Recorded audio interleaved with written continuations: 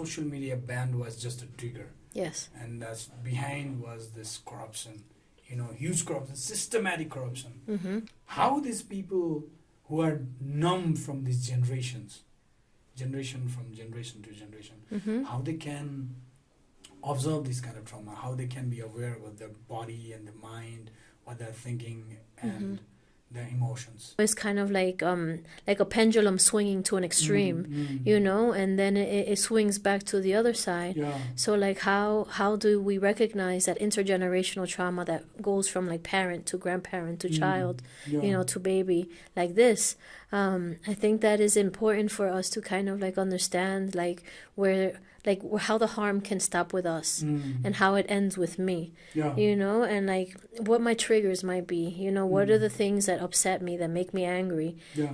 that make my mood shift, and being able to identify those things so that we're not taking out our aggression, our Yeah. emotions on others that don't deserve it. And we necessarily don't deserve to experience it either, so like what are the ways that we can kind of like, take that trauma outside of our bodies, Yeah. and put it elsewhere. And I think it's like by having conversations, Mhm. like actually talking about the truth, Yeah. like when you do this hurts me, Yeah. and like and recognizing, that like we're not perfect and that's okay. Like we're hurting each other all the Yeah, time. and also grieving about it, right?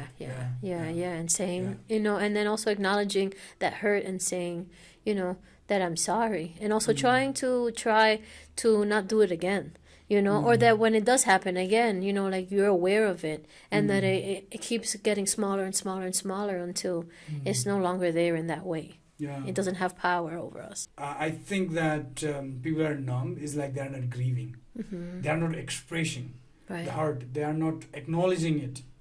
Talking about it. Yeah. Yeah. They're not talking about. They're just in, as you said, in the festival mode, and Mm-hmm. maybe some are, but like most people, the majority of the people are not grieving in a way that they need to grieve. Otherwise, like this trauma, they will pass it to the next generation that they have in your body. Spirituality and the resilience of culture and religion Yeah. and rituals, Mhm. and like the understanding that like things come and go, that nothing stays, how we can kind of be present with what shows up, and then when it's over, we can let it go, Yeah. but if we don't acknowledge it, then it just kind of like stays packed in there, Yeah. and like you can't really release something Yeah. that you haven't even like looked at.